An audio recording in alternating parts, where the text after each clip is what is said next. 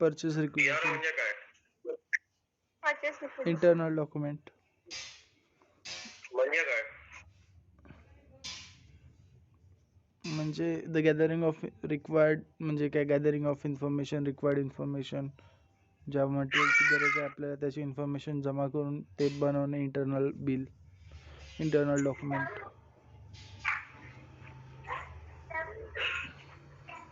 तर परचेस रिक्विजिशनचा अर्थ हा आहे की रिक्वायरमेंट देणे.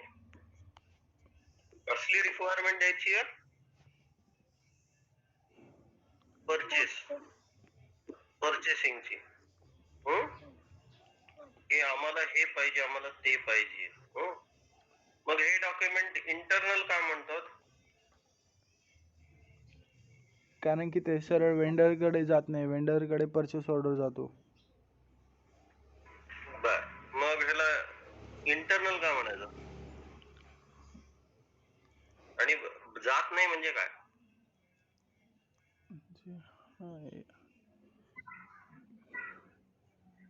तर कसं असतं की तुम्ही आता तुमच्या डिपार्टमेंट मध्ये तुम्हाला काहीतरी हवं असेल तर ते तुम्ही काहीतरी एक डॉक्युमेंट बनवता किंवा तुम्ही काहीतरी एक सही करून डॉक्युमेंट तयार करता, बरोबर?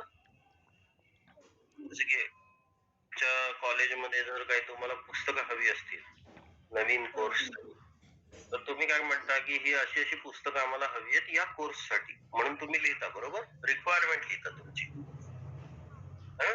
ते मग जाऊन ज्याला परचेसिंग वाला जो पुस्तक खरेदी करणार आहे वगैरे तो बघेल. किंवा आणखी तुमच्या इथं की तुम्हाला क्वालिटीसाठी लागणारं जे मटेरियल असतं, समज तुझे रुलर म्हण किंवा ते कॅलिपर्स म्हण, वेगवेगळे कॅलिपर्स, किंवा मग तुमचे मेजरमेंटचे लिक्विड्स म्हण, काही असू शकतं.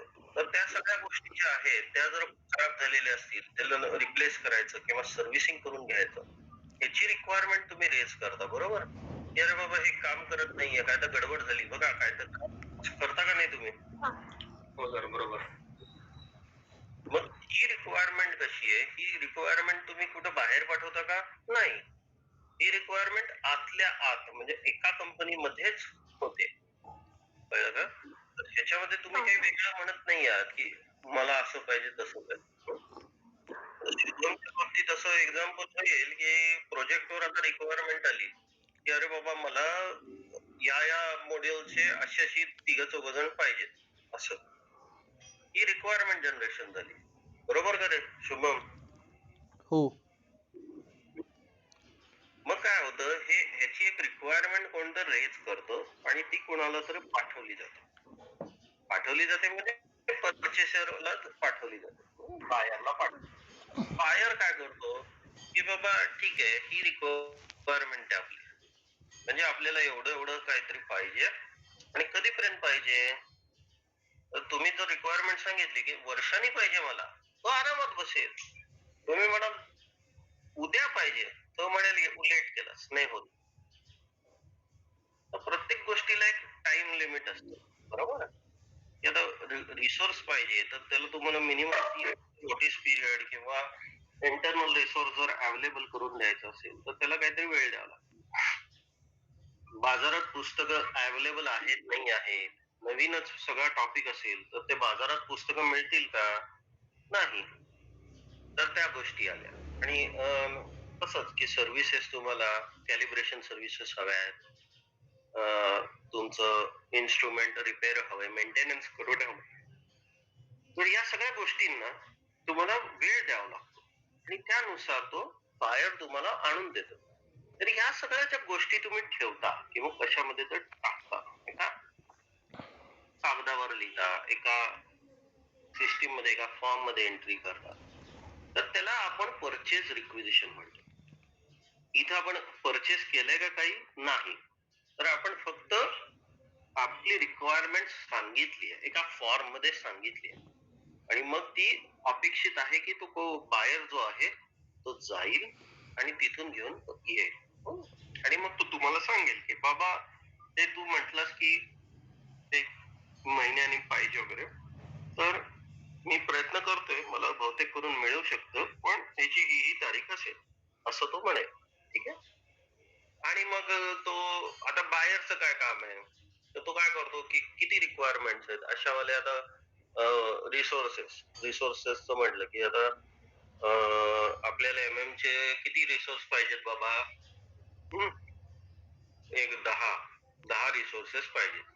2 शुभमच्या प्रोजेक्टला, 2 अंकितच्या प्रोजेक्टला, 2 अंकिताच्या प्रोजेक्टला आणि 4-5 आपल्याला बेंचवर ठेवायचे. अशा हिशोबाने जर केले तर मग काय होतं की 10 रिसोर्स पाहिजे. मग त्यांना आणायचं काम, मग त्यांना काय जॉब डिस्क्रिप्शन पाहिजे, त्यांना कसं काय काम द्यायची, हे सगळे डिटेल्स सगळे लिहिले जातात आणि त्यानुसार तो पुढे प्रोक्युअरमेंटला लागतो.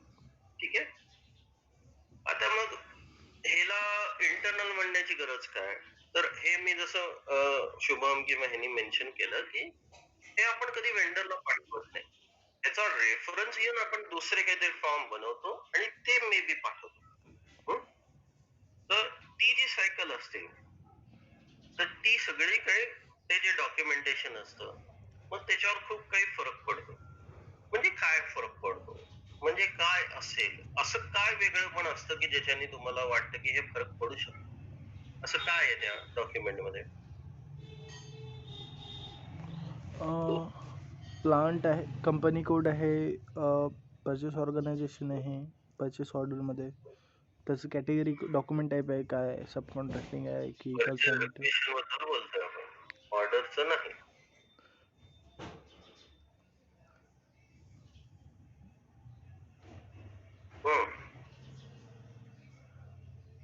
तर परचेज रिक्विजिशन मध्ये कसं असतं की आता मला एक परचेज रिक्विजिशन आहे, तर ती मग मला हिला परचेस ऑर्डर मध्ये पाहिजे का कॉन्ट्रॅक्ट मध्ये पाहिजे का शेड्युलिंग अग्रीमेंट पाहिजे का RFQ पाहिजे, मग त्याचं कॅटेगरायझेशन, मग त्याचं लेआउट, मग त्याच्यामध्ये काय हवं काय नको, प्रत्येकाचं वेगवेगळं फील्ड बाय फील्ड कंट्रोल, हे सगळं काय आपण त्या डॉक्युमेंट टाईप आणि त्याच्या नंबर रेंज वर अटॅच करतो. ठीक आहे. तर परचेज इक्वेशन बऱ्यापैकी हा सुरुवातीचा पॉइंट आहे, हे तर सगळ्यांना माहिती आहे ना. हो. मग हा चुकीचा ठरला तर खालीची गाडी काय असेल बरोबर जाईल का? नाही. मग ती गाडी बरोबर चालण्याकरता तुम्हाला बऱ्याच काही गोष्टी कराव्या लागतील ना त्याच्यासाठी.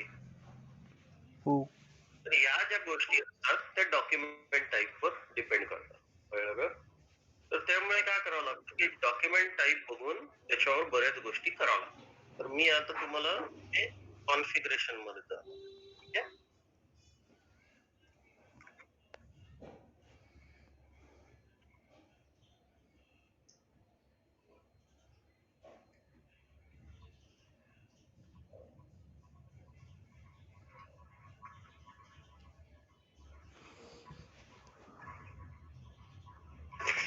तर हे बघा, स्टँडर्ड जो असतो तो NB असतो बरं. स्क्रीन शेअर केली आहे का सर? अरे हो, राहिलीच ना.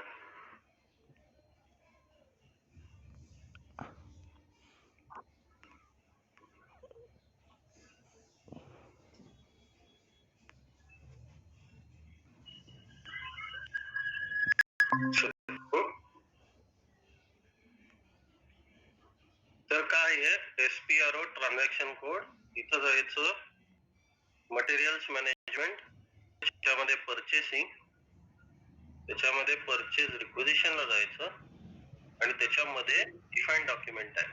ठीक आहे. यामध्ये NB डॉक्युमेंट टाईप जो आहे ना तो स्टँडर्ड आहे. ठीक आहे. तर याच्यामध्ये बघा काय काय दिसतंय. NB हे डॉक्युमेंट टाईप आहे, त्याचं डिस्क्रिप्शन आहे. आयटम इंटरवलचा अर्थ काय रे? माहिती नाही. मे बी एक जसं लाईन आयटम 1ला आपण 10 करतो तसं 10, 20, 30 difference between the line item. हो बरोबर. तर तो आयटम इंटरवल म्हणजे 10च्या मल्टिपल्स मध्ये तुमचे लाईन आयटम तयार होतील. 1 म्हणजे 10, 2 म्हणजे 20. मग त्याच्यानंतर हा नंबर रेंज इंटरव्हल म्हणजे काय, या मटेरियल परचेज इक्वेशनला नंबर कुठून येणार. तर ती एक नंबर रेंज लिहिली जाते, एक एक्सटर्नल नंबर रेंज लिहिली जाते. मग फील्ड सिलेक्शन ग्रुप हा एक स्टँडर्ड आहे, NBB आहे, NBF असतो, NBB वापरला, ठीक आहे. मग ह्याला ओव्हरऑल रिलीज पाहिजे का आयटम वाईज रिलीज पाहिजे, असं ही एक कॉम्बिनेशन आहे आपल्याकडे. मग ते लेआउट आणि डॉक्युमेंट आहे, हे सगळे असे लिंकेजेस. फील्ड सिलेक्शन म्हणजे काय? फील्ड सिलेक्शन म्हणजे आता तुला हे जेव्हा परचेज रिक्विजिशन बनवशील NB, काय मग त्याच्यामध्ये कुठल्या फील्ड्स तुला पाहिजेत, कुठल्या दिसल्या पाहिजेत, कुठल्या रिक्वायर्ड पाहिजेत, कुठल्या हाईड करून टाकायचे तुला, असं जे असतं, कुठल्या ऑप्शनल असतात, म्हणजे दिलं नाही तर नाही तसं. तर हे जे सगळं करावं लागतं हे फील्ड सिलेक्शन मध्ये असतं. ओके. आता मग ह्याच्यामध्ये अजून आयटम कॅटेगरीज आहेत, ठीक आहे. ब्लँक म्हणजे स्टँडर्ड असते, नंतर K म्हणजे कन्साइनमेंट, L म्हणजे सब कॉन्ट्रॅक्टिंग, S म्हणजे थर्ड पार्टी, T म्हणजे text, U stock transfer, E service आणि PX रिटर्नेबल ट्रान्सपोर्टेशन पॅकेज. असे आता ह्यांचा काय संबंध असतो, तर या प्रत्येक ह्याची एक वेगवेगळी सायकल आहे. बरं, म्हणजे मी जसं तुम्हाला म्हटलं P2P सायकल कशी रन होते, मग त्यामध्ये थोडंफार व्हेरिएशन झाले, एक नवीन सायकल तयार होते. आता सब कॉन्ट्रॅक्टिंग सायकल यामध्ये काय होतं, तर बरं कन्साइनमेंट घे पहिला. स्टँडर्ड तर तुम्हाला माहिती आहे, जी आपण बघितली, purchase equation, purchase order, good receipt, invoice receipt, verification. मग कन्साइनमेंट मध्ये काय असतं, तर परचेज रिक्वेशन केलं नाही केलं, परचेस ऑर्डर, मग त्याच्यानंतर कन्साइनमेंट स्टॉक रिसिप्ट, मग त्याच्यानंतर ट्रान्सफर पोस्टिंग किंवा गुड्स इश्यू टू ओन म्हणून केलं जातं, आणि मग त्याच्यानंतर इनवॉइसिंग केलं जातं. पण इनवॉइसिंग परत तो वेगळा ट्रान्झॅक्शन वापरला जातो, कारण की त्याची सायकल वेगळी असते. तर या गोष्टी वेगवेगळ्या होत जातात. मग सब कॉन्ट्रॅक्टिंगचा कन्सेप्ट असा आहे की तुम्हाला एक काही काम करून घ्यायचंय लोकांकडनं. आता समजा तुम्हाला वही बनवून घ्यायची आहे, तुमच्याकडे पानं आहेत, तुम्ही पानं देता, पुठ्ठे देता, आणि त्याला म्हणता की ही वही बनवून दे, शिवून कटिंग करून वही बनवून दे बरोबर एकसारखी. मग तो बनवून देतो. मग तेव्हा तुम्ही काय करता, त्याला सब कॉन्ट्रॅक्टिंग करताना परचेस ऑर्डर काढली होती तुम्ही, मग काय केलं, तुम्ही त्याला कागद दिली आणि पुठ्ठे दिले, ते त्याला दिले, मात्र वही घेतली आणि मग त्याचं इनवॉइस व्हेरिफिकेशन केलं. असं जी प्रोसेस असते त्याला सब कॉन्ट्रॅक्टिंग म्हणतात. थर्ड पार्टी, आय थिंक मी एकदा कधी तर सांगितलं असेल थर्ड पार्टी. म्हणजे काय झालं, तुमचा कस्टमर आहे, कस्टमर म्हणजे कोण, तुमचा कस्टमर आहे, त्याच्या खूप जवळ आपला वेंडर पण आहे. वेंडर जवळ असो नसो, पण काय आहे की त्या कस्टमरने सांगितलं की मला हे पाहिजे. तुम्ही काय करता की ते माझ्याकडे तर बनत नाही, मी तर काय करत नाही, मी सांगितलं माझ्या वेंडरला सांगितलं, वेंडर तू असं मटेरियल ह्याला पोचत कर, आणि मग तो म्हणतो हा मी पोचत करतो. मग तो पोचत करतो आणि संपली सायकल. मग ही सायकल कशी बनते, तर सेल्स ऑर्डर बनते, त्याच्या बॅकएंड मध्ये परचेज रिक्वेशन बनतं, परचेज रिक्वेशन आपण परचेस ऑर्डर काढतो, मग डायरेक्ट मायरो करतो, मायरो केल्यावर तो आपण बिलिंग करतो. मायरो का करतो, कारण की आपल्याला जोपर्यंत बिल येत नाही वेंडर कडनं आपल्या, की बाबा मी सामान तर पोचत केले तू त्याला, हे बघा हे सगळं आहे, तुम्ही आता बघा आणि मला माझे पैसे द्या, असं जेव्हा तो म्हणतो तेव्हा आपण त्याला काय म्हणतो, हा हा बरोबर आहे ह्या बेसिसवर मी तुझं ओके करतोय आणि मग तू ठीक आहे असं करून ओके म्हणतो आपण. आणि मग आपण काय करतो, आपण कस्टमरला रेज करतो, म्हणतो की हे बघा माझ्या माणसाने तुम्हाला या दिवशी हे असं असं डिलिव्हर केलेलं आहे, आता तुम्ही आमचे पैसे द्या ऑर्डरचे. असं जी सायकल होती त्याला थर्ड पार्टी म्हणतात. टेक्स्ट म्हणजे आपण मटेरियल वापरतच नाही, कुठलंच मटेरियल वापरत नाही, नुसतं काहीतरी एक डिस्क्रिप्शन टाकायचं आणि करायचं. स्टॉक ट्रान्सफर हा मोठा कन्सेप्ट आहे, याच्यामध्ये बरेच प्रोसेसेस आहेत. टिपिकली हा जो कन्सेप्ट वापरला जातो हा storage location to storage location पासून सुरुवात होते, मग प्लांट मधलं ट्रान्सफर होतं आणि मग कंपनी मधलं ट्रान्सफर होतं. म्हणजे काय, तुम्ही काय करता, एका स्टोरेज लोकेशन मधनं दुसऱ्या स्टोरेज लोकेशनला टाकतात, त्याला सुद्धा स्टॉक ट्रान्सफर म्हटलं जातं. नंतर तुम्ही म्हणता एका प्लांट मधनं दुसऱ्या प्लांट मध्ये, मग त्याचे बरेच 3 प्रकार येतात प्लांट टू प्लांट मध्ये. एक तर एका स्टेप मध्ये, मग एक आहे 2 स्टेप पण बिना डिलिव्हरीचं, आणि एक आहे 2 step with delivery no billing, आणि सगळ्यात शेवटचा कंपनी टू कंपनी वाला जो आहे त्यामध्ये लिहिलं जातं की त्याच्यामध्ये विथ डिलिव्हरी विथ बिलिंग असं म्हटलं जातं. असे प्रकार आहेत. तर ते सगळे या स्टॉक ट्रान्सफर मध्ये बनतात. मग सर्व्हिसेस म्हणजे मी जे म्हणालो की आता कॅलिब्रेशन सर्व्हिसेस पाहिजे तुम्हाला, मेंटेनन्स सर्व्हिसेस करून हव्यात बाहेरनं, एएमसी ऑर्डर्स असतात, एएमसीच्या त्या ऑर्डर्स, त्या सगळ्या काही सर्व्हिसेस मध्ये मोडतात. आणि रिटर्नेबल ट्रान्सपोर्टेशन पॅकेज हा एक प्रकार वेगळा आहे. आता हा प्रकार तुम्हाला सांगण्यासारखं उदाहरण म्हणजे काय, चला पुढे सांगू शकेल का एखादं एक्झाम्पल याचं?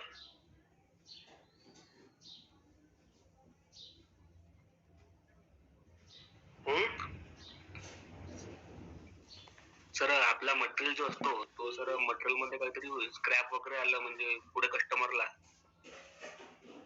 तसं तर नाही सर, मग तो वापस पाठवला आपल्याला? नाही, रिटर्नेबल ट्रान्सपोर्टेशन पॅकेजिंग आहे. आता एक उदाहरण देतो मी तुम्हाला. कंटेनर जो असतो ना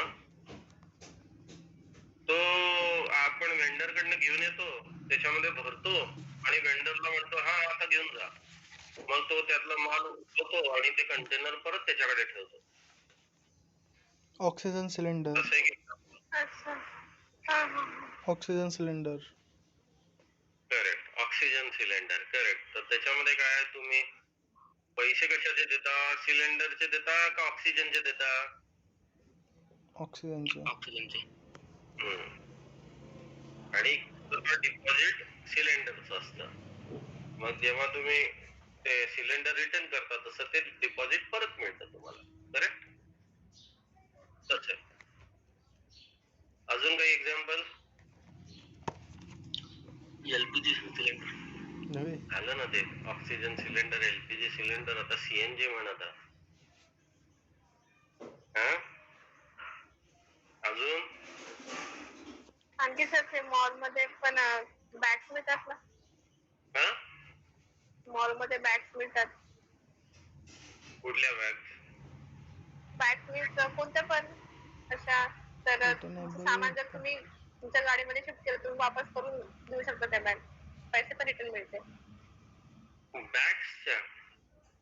हा हा. हो का, बर, इंटरेस्टिंग आहे. मी तर बघितलं नाही पण Maybe Ola is one of the example of returnable. ओला कसं होईल ना? सर्व्हिस घेतली नाही, सर्व्हिस मध्ये जाणार ते.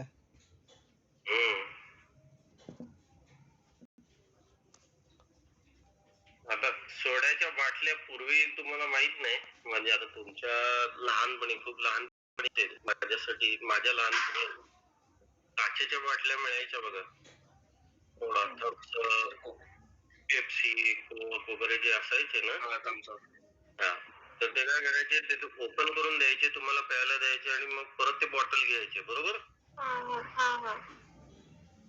ती पॅकेजिंग म्हणजे रिटर्नेबल पॅकेजिंग. असे एक्झाम्पल लक्षात राहतील रिटर्नेबल पॅकेजिंगचे. आता काय आहे की ह्याच्या बरोबर जसं मी म्हणालो की ह्याची सुरुवात आहे, मग त्याच्याने काय होतं तर बघ, तर आता काय म्हटलं तुम्ही माहिती का, रेफरन्स डॉक्युमेंट काय वापरता, परचेसिंग रिक्वेजिशन बनवताय, ठीक आहे. त्याच्या रेफरन्सनी तुम्ही काय काय बनवू शकता हे सगळं लिहिलं जातं याच्यामध्ये. आणि यामध्ये तुम्ही हेही बघाल की वेगवेगळ्या आयटम कॅटेगरी पण असतील.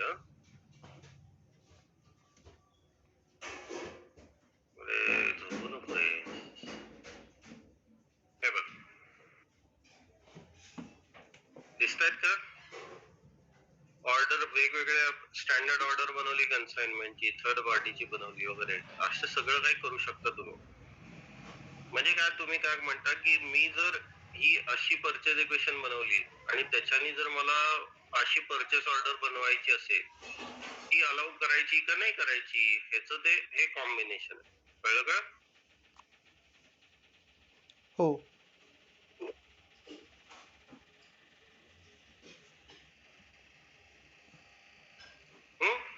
तर ह्या सगळ्या गोष्टी अशा तुम्ही इथं लिंक करता, कळलं का. सिरियल नंबर प्रोफाईल्स आता तुम्ही वापरता माहित नाही, माहिती आयडिया आहे कोणाला सिरियल नंबर्सची. नाही, काय होतंय. आता सगळेजण लॅपटॉप घेतले, सगळ्यांकडे लॅपटॉप आहेत, मोबाईल आहेत, तर प्रत्येक ह्याच्यावर एक सिरियल नंबर क्रिएट केला जातो. म्हणजे लॅपटॉप मध्ये जेव्हा तुम्ही बघाल तर त्याच्यावर एक सिरियल नंबर म्हणून जनरेट केलेला असतो. कुठली कंपनी घ्या, HP घ्या, डेल घ्या, लिनोवो घ्या, तुम्हाला पाहिजे त्या कंपनीमध्ये तो लॅपटॉपवर एक सिरियल नंबर जनरेट करतात. तो सिरियल नंबरचा अर्थ असा असतो की तो एक नंबर जो आहे त्याच्यावरनं तुम्हाला वॉरंटी, गॅरंटी जे काय म्हणतात ते सगळं कॅल्क्युलेट केलं जातं.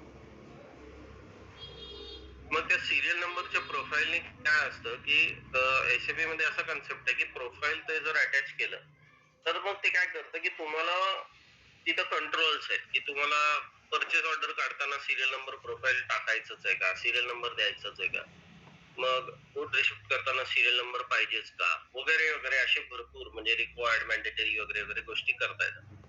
तर ते जे प्रोफाईल आहे ते पण तुम्ही इथं लावू शकता आणि त्याचा उपयोग करू शकता, ठीक आहे. आता ओव्हरऑल या डॉक्युमेंट मध्ये किती गोष्टी केल्यात तुम्ही,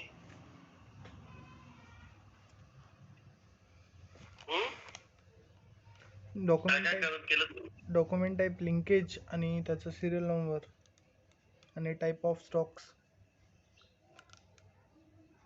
टाईप ऑफ काय ते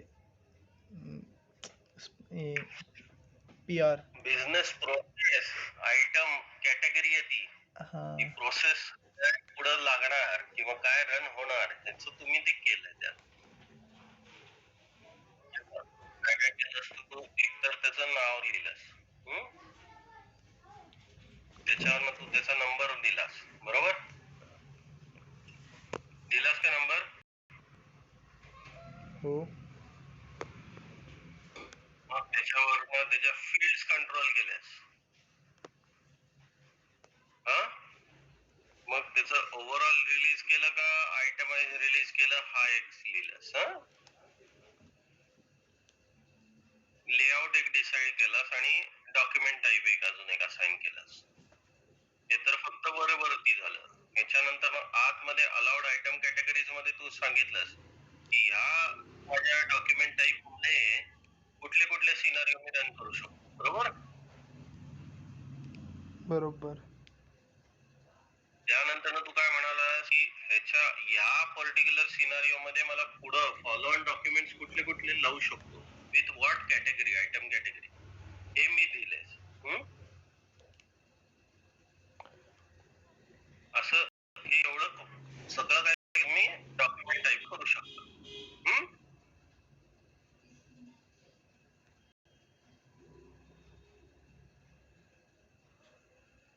ओके, आता नंबर रेंजेस मध्ये जाऊ आपण. 01 लावलं होतं ना इंटरनल नंबर रेंज, हो आणि खाली MA लावली होती. हो एक्सटर्नल मध्ये. स्टँडर्ड आहे. इंटरनल आणि एक्सटर्नल मध्ये फरक माहिती आहे का? नाही. ओके, इंटरनल म्हणजे काय असतं, तुम्ही जेव्हा डॉक्युमेंट नवीन बनवता तेव्हा तो सिरियली त्या नंबरच्या पुढचा नंबर जनरेट करतो. ठीक आहे, तुम्हाला इनपुट द्यायची गरज नाही. एक्सटर्नल म्हणजे तुम्ही स्वतः द्यायचं तिचा नंबर. आता याची गरज कशी पडते मला कोणी विचार करून सांगू शकेल?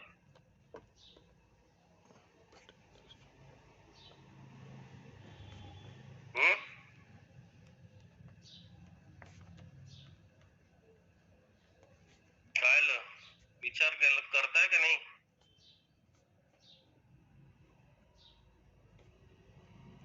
इंटरनलचा कसा उपयोग करू शकतोस आणि एक्सटर्नलचा कसा उपयोग करू शकतोस?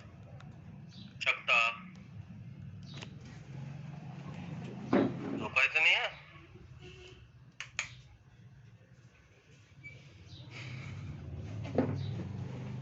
इंटरनलचा कसा, काय एक्सटर्नलचा कसा? लागली झोप लागली दिसते सगळ्यांना. नाही नाही. काय सर? मग मला सांगा की इंटरनल कधी वापराल आणि एक्सटर्नल कधी वापराल?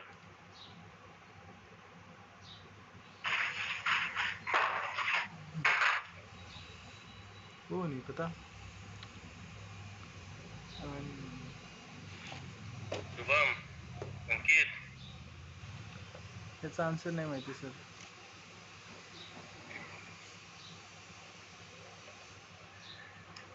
जनरली जे डॉक्युमेंट सिस्टीम जनरेटर बनवता त्याला इंटरनल म्हणायची गरज पडते.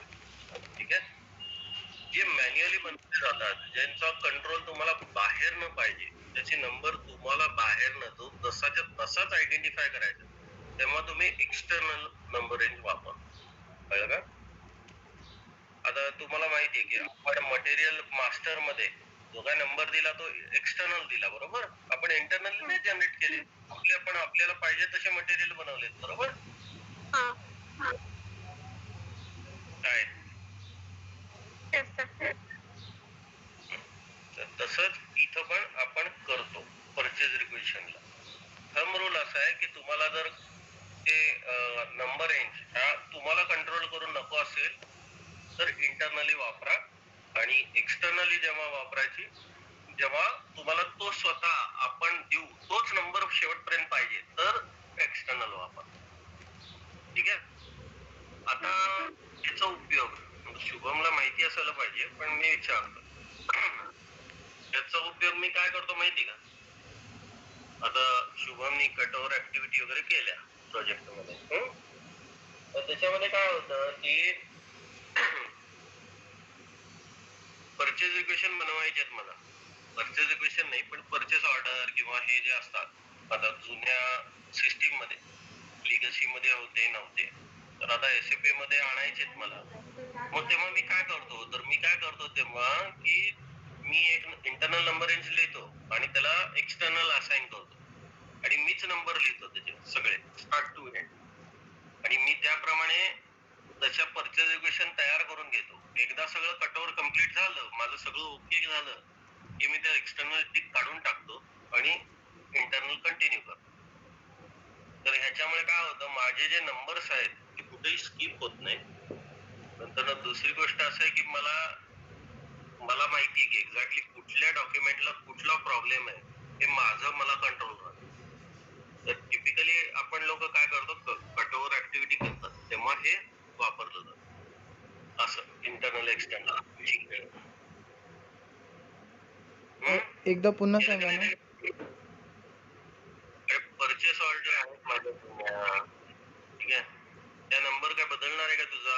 सप्लायरला दिल्यात त्या नंबर तर सेमच राहणार आहे. हो.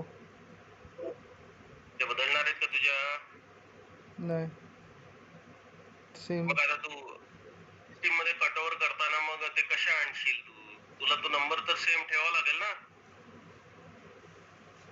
हो. मग ते ठेवताना कसं करणार? तेव्हा तू काय करशील, नंबर सेमच ठेवशील इंटरनलची, फक्त त्याला चेक लावशील इथं. हा जो चेकबॉक्स असतो तो म्हणजे एक्सटर्नल म्हणतो. ठीक आहे, आणि मग काय केलं जातं टिपिकली, आम्ही लोक काय करतो की हा आता बनलं, एक्सटर्नल केलं ना, आता मग कंट्रोल माझ्या हातात आहे की 1 नंबरची परचेस ऑर्डर ही ह्याचीच असणार, 2 नंबरची ह्याचीच असणार. असं करत नाही का तू? हो करतो. मग तसं करून मग मी काय करतो की इंटरनल, मग एकदा ते झालं माझं सगळं, मी काय करतो एक्सटर्नल तो चेकबॉक्स काढून टाकतो आणि म्हणतो इंटरनल. आता जे आहे ते कंटिन्यू नंबर इन्क्रीजिंग 1+1+1+1 करत जात, असं का होतं. कळलं? ओके. हा. असा वापरलं जातं. बर, तर हे नंबर रेंज अशी वापरतात. कळलं का? मी असं सांगत नाही की हे मी सांगितलं असंच व्हायला पाहिजे. असं लोक ऍडव्हान्टेज घेतात गोष्टींचा. सिस्टीम मध्ये अवेलेबल आहे ना, तर मग मी असं करून केलं तर मला कसं ऍडव्हान्टेज मिळेल. नाहीतर काय होतं, तुम्ही परचेस ऑर्डर तर क्रिएट करणार, तो इंटरनल नंबर प्रमाणे परचेस ऑर्डरचा 1 2 3 4 बनवत जाईल आणि तुमचा तो लेगसी मधला मॅच होईल का तो नंबर? नाही, कारण की लिगसीचा नंबर आहे त्याचा 100, मग नंतर आला एकदम 400, मधले सगळं गायब. काय करणार मग, ते कसे आणणार तू? त्यासाठी म्हणून हे असं वापरलं जातं. तर ह्या सगळ्या गोष्टी कटओव्हर वगैरेच्या ऍक्टिव्हिटी मधल्या. तर हे असं नंबर रेंज वापरलं जातं. आता मी तुम्हाला ते सिलेक्शन बद्दल दाखवतो.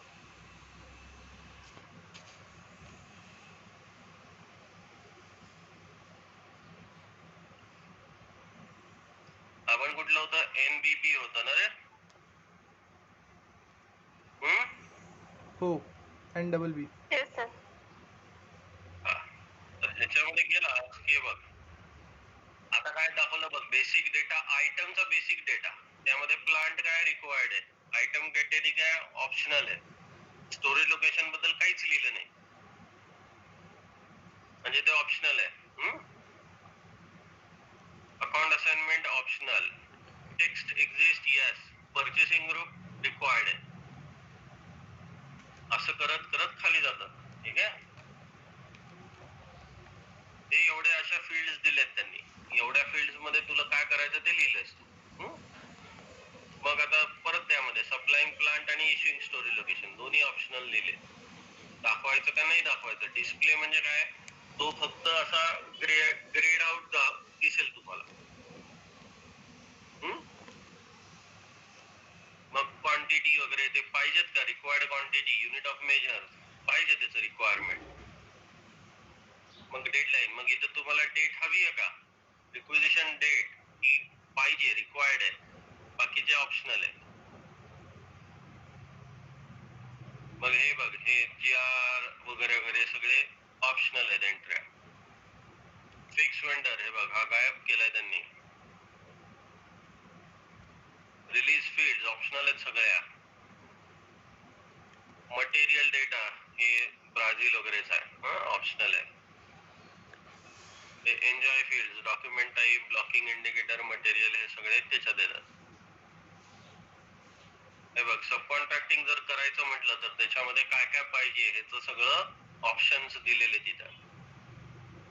काही नाही दिलं म्हणजे काही येणार नाही त्या स्क्रीन मध्ये. तर हे एवढ्या असे स्टँडर्ड दिलेले आहेत. कळलं का? हे आपण वापरून आपलं बनवतो. आता मी एक दाखवतो तुम्हाला.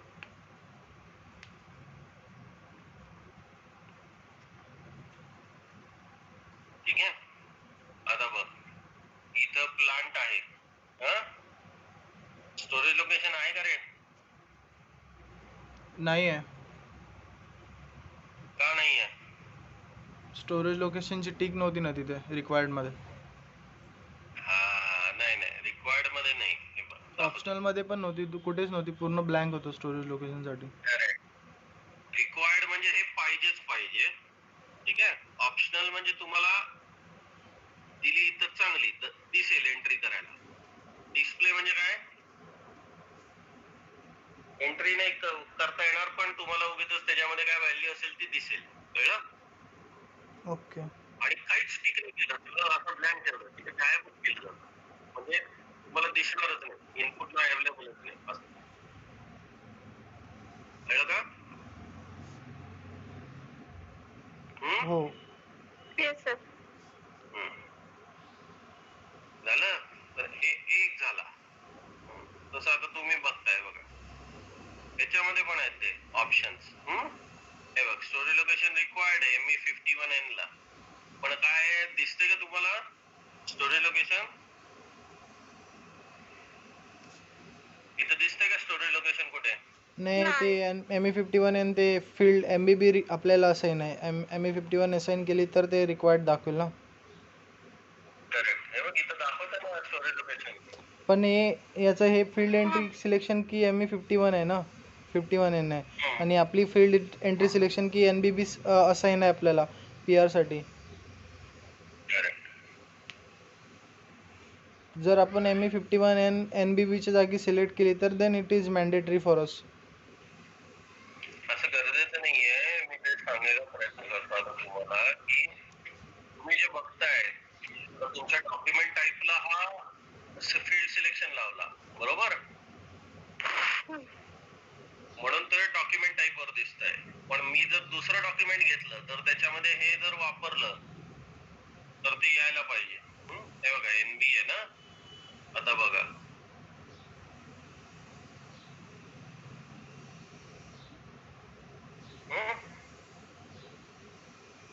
काय कुठलं तर बघून दाखवावं लागेल मला. त्याच्यामध्ये वेगळं वापरलंय. मी करतो.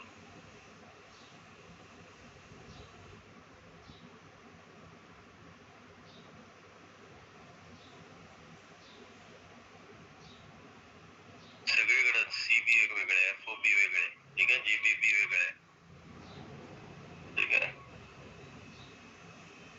JB वेगळं आहे डॉक्युमेंट आहे. हे RB वेगळं आहे. ठीक आहे, बघू आपण.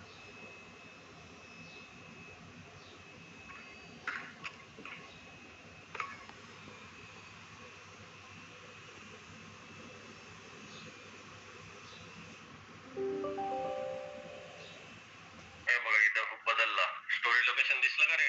लोकेशन. हा.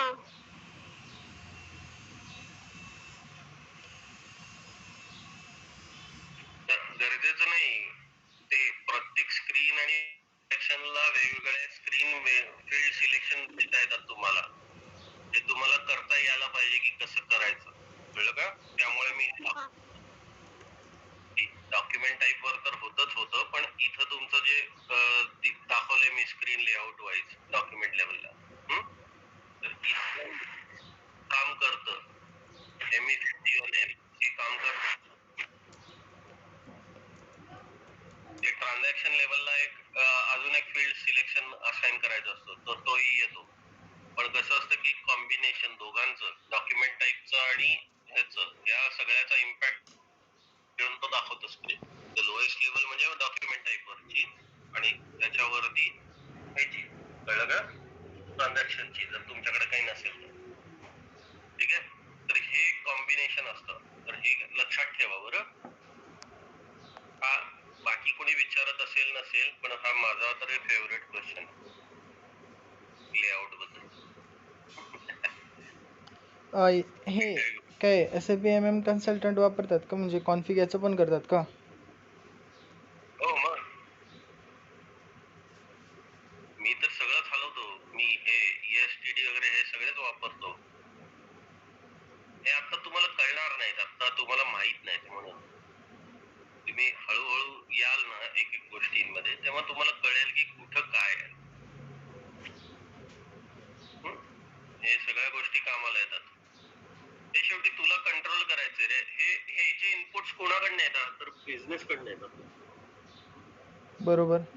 आम्हाला प्रेझेंटेशन बनवताना असंच पाहिजे, आम्हाला तेवढंच पाहिजे, आम्हाला हे दिसलं पाहिजे, आम्हाला हे दिसलं पाहिजे. मग ते कसं कंट्रोल करशील? मग तुला आयदर डॉक्युमेंट टाईप लेवलला करावं लागेल किंवा एक certain at a fix level की तुझं ट्रान्झॅक्शन कॉल होतं तेव्हा तिथंच एक लावलं पाहिजे.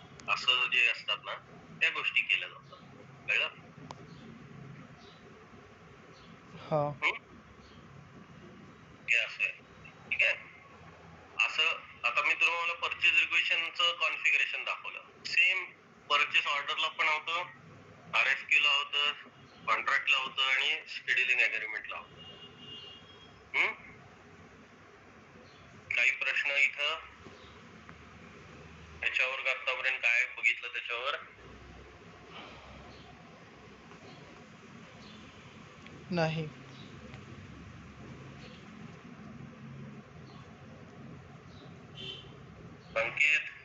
अंकिता हो सर.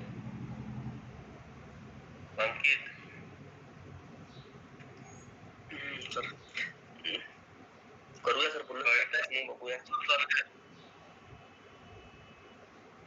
विमान उडायला लागली का काय? विमान उडलं? ठीक आहे.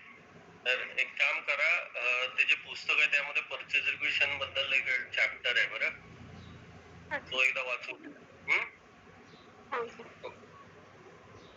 ठीक आहे. उद्या आपण मग एकतर म्हणजे परचेस ऑर्डर डॉक्युमेंट टाईप वर जाणार आहोत. परचेस ऑर्डर वर जाऊ. परत तिथे थोडेफार ऍडिशनल गोष्टी आहेत त्या मी एक्सप्लेन करेन. डॉक्युमेंट टाईप वर वेळ घालवण्याचा उपयोग असा आहे की आपल्याला नंतर ह्यांचा इम्पॅक्ट कसा कुठं होतो हे बघायला कळणार आहे. कळलं का? नाहीतर कसं होईल आपल्याला मग कळणारच नाही हे झालं ते झालं. हो. ठीक आहे. तर आता मी उद्या परचेस ऑर्डर डॉक्युमेंट टाईप करतोय. आज जर मला वाचून कळलं नाही तर आपण उद्या परत एकदा ह्याच्यावर रिवाइज करू. उद्या 5:30 फिक्स. ठीक आहे. सर 5:30च फिक्स आहे का उद्या पण? हो हो. वेळ नाही बदलायची आता, कारण की त्याशिवाय मग होत नाही बाबा. मग ते हालायला लागतं सगळं काय. मला कसं आहे, मला काय